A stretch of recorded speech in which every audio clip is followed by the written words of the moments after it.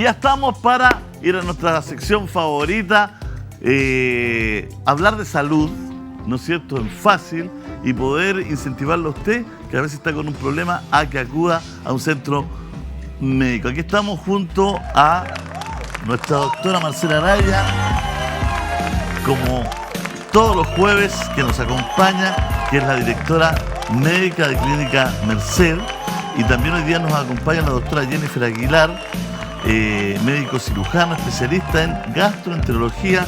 Estamos precisamente en nuestras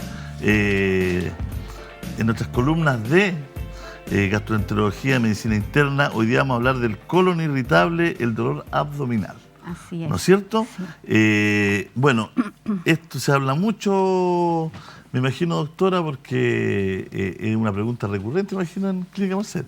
Sí, muy recurrente. Bueno, la semana pasada, cuando estuvimos hablando de otro tema también con la doctora, estábamos hablando del colon, llegamos al colon y ahora ya tenemos al colon irritable. Una pregunta muy común, llegan muchos mensajes de todo Chile con dolor abdominal. De ahí se los referimos a la doctora y ella va a hacer su diagnóstico. Tenemos ecografía abdominal en la clínica, tenemos exámenes de laboratorio, así que tenemos todo para poder llegar a un diagnóstico más certero. Pero el colon irritable es una patología muy, muy común. ¿Y hay estadística en Chile? ¿Cuánta gente sufre de colon irritable? Mira, hablar del colon irritable siempre hay que pensar en algo más bien orgánico y esto es como más bien de descarte. Entonces, claro que después de uno pasar por todo el resto de patologías de origen abdominal, la verdad que como en cifras no las manejo ahora, le podríamos preguntar a la doctora, pero no las manejo ahora, pero sí, es una patología que hay que pensar como secundaria después de descartar todo el resto de patologías de origen abdominal. Ya, o sea, para diagnosticar un colon irritable hay que hacer exámenes. Así es. Sí. No es llegar y... No. Claro, síntomas parecidos tiene a otras enfermedades, por lo tanto, Claro, no es tan fácil. Así que es bien prudente mandar a hacer exámenes, doctor. Así es, Julio César. Bueno, ¿qué es el síndrome de colon irritable? Es un trastorno gastrointestinal funcional muy común que se caracteriza por una molestia o dolor abdominal recurrente que se asocia a cambios en la frecuencia y en la forma de las deposiciones. Esto tiene que presentarse por lo menos antes del diagnóstico unos 6 meses y estar presente durante los últimos 3 meses. Y como decía la doctora, es un motivo de consulta muy frecuente. Entre la estadística, aproximadamente un 15 a 20% de pacientes presentan esta patología. Y se da mucho más en mujeres que en hombres, una relación de 2-1, pero ahora... se puede decir que está igual a igual. Doctora, ¿cuáles son las causas del colon irritable? Se considera que el mecanismo fisiopatogénico del colon irritable es multifactorial. No se conoce con exactitud la causa porque no posee un sustrato orgánico en sí. Y tiene 2 condiciones clínicas muy opuestas, que son la diarrea y la constipación, ¿sí? Porque en el síndrome de colon irritable el síntoma cardinal es el dolor abdominal. Si no hay ese dolor abdominal, se excluye este diagnóstico. Y bueno, se asocia pues a alteraciones, como los dije anteriormente, a cambios en las disposiciones, pueden ser constipación o diarrea o la combinación de ambas. Y como no se conoce, como no se sabe con exactitud la causa, se propone un mecanismo biopsicosocial, donde se incluye una flora intestinal anormal, una motilidad intestinal alterada, un componente genético, factores psicosociales, un síndrome de colon irritable postinfeccioso. Esos son como los principales mecanismos fisiopatogénicos o causales de un síndrome de colon irritable. A ver, ¿y cuáles son los síntomas para que la gente en su casa diga, a lo mejor yo estoy con esto descartar? Ya, como lo dije anteriormente, el síntoma cardinal siempre va a ser un dolor. Es un dolor abdominal recurrente, inespecífico, que puede ser tipo calambre, debido a que hay una alteración en la coordinación del sistema nervioso con el tubo digestivo. Ese es el síntoma importante. Y aparte de las alteraciones que son la diarrea y la constipación, por estos síntomas por lo general el paciente no consulta. Más que todo es cuando presenta signos o síntomas de alarma, como son la presencia de sangrado en las heces, pérdida de peso, la fiebre, cuando los síntomas ya son nocturnos, o la edad de aparición de los síntomas ocurre a partir de los 50 años, cuando hay antecedentes familiares de primer grado de enfermedad celíaca, de cáncer colorectal. Esos son como o por ejemplo un test de sangre oculta en materia fecal donde que esté positivo para sangrado. Esos son como los principales signos o síntomas por los que un paciente puede consultar. Porque por un dolor abdominal que es crónico, recurrente, que se puede dar una vez a la semana y con alteraciones en las deposiciones, no lo consultan mucho, sino que cuando hay la aparición de factores de alarma. Oiga, doctora, esta pregunta es bien interesante porque el colon irritable se asocia a la gente con hinchazón, como que estoy hinchado, Sí. como que no puedo comer nada, como que, oye, me como un poquito de un lácteo, me hincho, o me tomo un té y me hincho, o me comí una ensalada, la lechuga me hace mal porque me hincha. ¿Tiene algo que ver con eso? ¿No tiene nada que ver? ¿La hinchazón no tiene nada que ver con el colon irritable? ¿Puede ser? No, sí, entre uno de los síntomas digestivos que tiene el colon irritable es la sensación de distensión abdominal, hinchazón o el bloating, que se da más en pacientes con componente de constipación. Y tiene mucho que ver, no es un agente causal, pero sí es un factor gatillante, la alimentación y el estrés. En la alimentación se sugiere que no se suspenda de ciertos alimentos como los productos lácteos, de ciertas legumbres, de brócoli, cebolla, porque esto tiende a hinchar al paciente. Lo que es la fibra, por ser es muy buena para la digestión, pero también tiene este efecto secundario que es la de la hinchazón abdominal.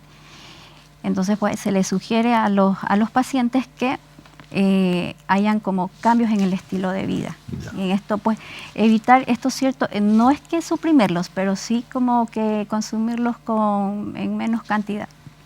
¿Qué alimentos, por ejemplo? ¿Qué alimentos Ya. se deben consumir y qué no? Ya, alimentos como, hay una dieta que se llama FODMAP, que es una dieta que está baja en elementos oligosacáridos fermentables, que estos incluye, por ejemplo, la cebolla, el ajo, productos lácteos, la leche, alimentos hiperproteicos como las carnes, la carne de cerdo, el brócoli, los coles de Bruselas, el germen de trigo. Por eso muchos pacientes a veces con el dejar de comer el pan, que es muy consumido acá en Chile, sienten que hay una mejoría de este síntoma muy molesto que es la hinchazón abdominal. Porque el germen de trigo tiene esa capacidad de producir distensión. Ya. O sea, Sí. el trigo hay que tenerlo... Sí, y también, por ejemplo, la dieta libre de gluten. Y bueno, y en esto pues también hay que descartarse pues, con la enfermedad celíaca, porque la enfermedad celíaca también es un trastorno donde hay un dolor abdominal crónico y viene asociado a diarreas. Y por eso pues en el diagnóstico diferencial se hace exámenes con estos marcadores para la enfermedad celíaca. Fíjate que mucha gente a veces asocia esto al estrés. Sí, también. Sí, los dos factores desencadenantes más importantes son la alimentación y el estrés. Ya. Si bien no es un agente causal, pero sí es un factor gatillante. Empeora los síntomas en un paciente que padece de un colon irritable. Los empeora y los hace ser como más frecuentes. Pero ahí tiene que ver con estrés, salud mental, tiene que ver porque hay gente que se deprime, a lo mejor también le agarra el estómago o que está muy nerviosa. Sí, es que hay mucha relación en pacientes que tienen, por ejemplo, es muy importante en el momento de la evaluación clínica un interrogatorio y en el interrogatorio darse cuenta si hay antecedentes de abuso sexual, de maltrato infantil, gente que tiene problemas de depresión, ansiedad, trastornos psicóticos, porque viene muy relacionado. Ah, mira. Sí, sí. Es más, estas personas, las personas que sufren de colon irritable tienen el antecedente de haber sufrido maltrato en la infancia, como que se da como con más frecuencia. O sea, se pueden asociar patologías, Se pueden asociar convivencia, experiencia. Convivencia. Sí. Bueno, los intestinos,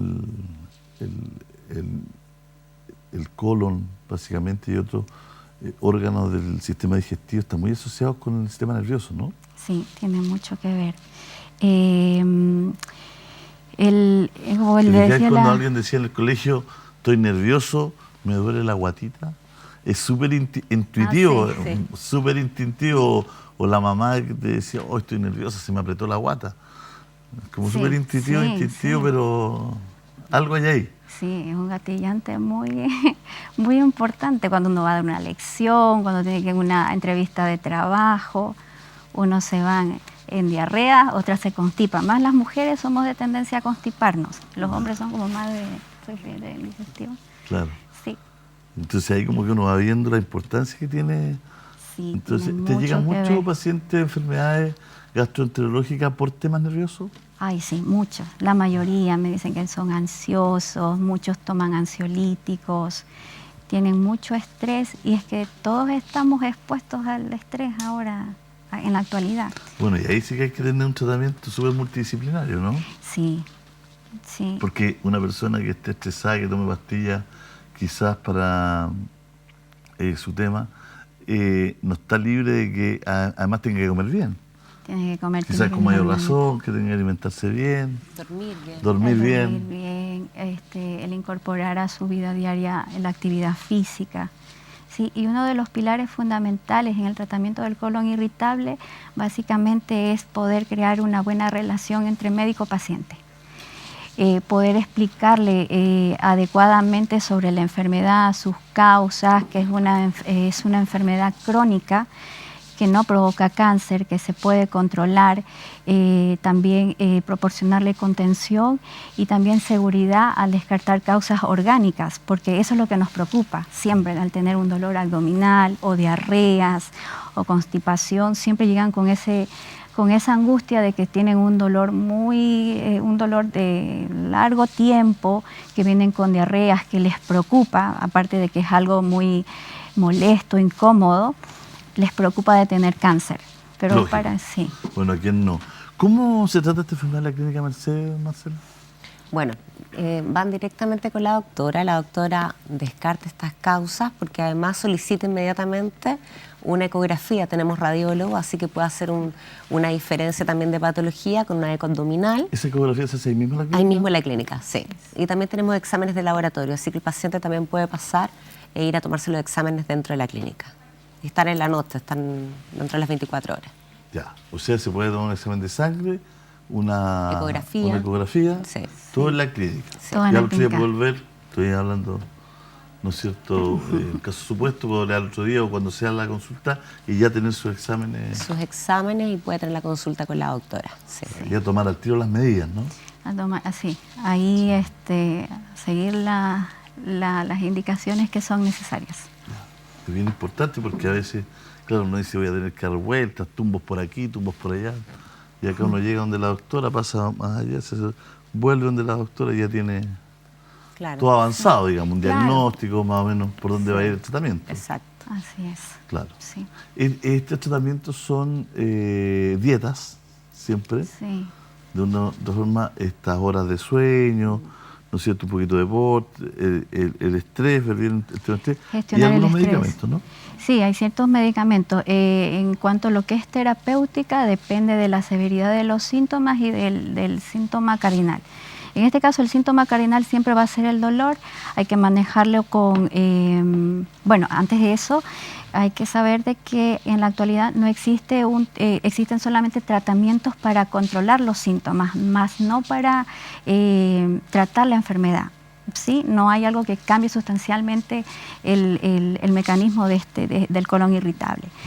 Entonces, en el manejo del dolor, pues se puede manejar con antiespasmódicos, bromorotilonio, inclusive de antidepresivos, como antidepresivos tricíclicos, también de psicoterapia.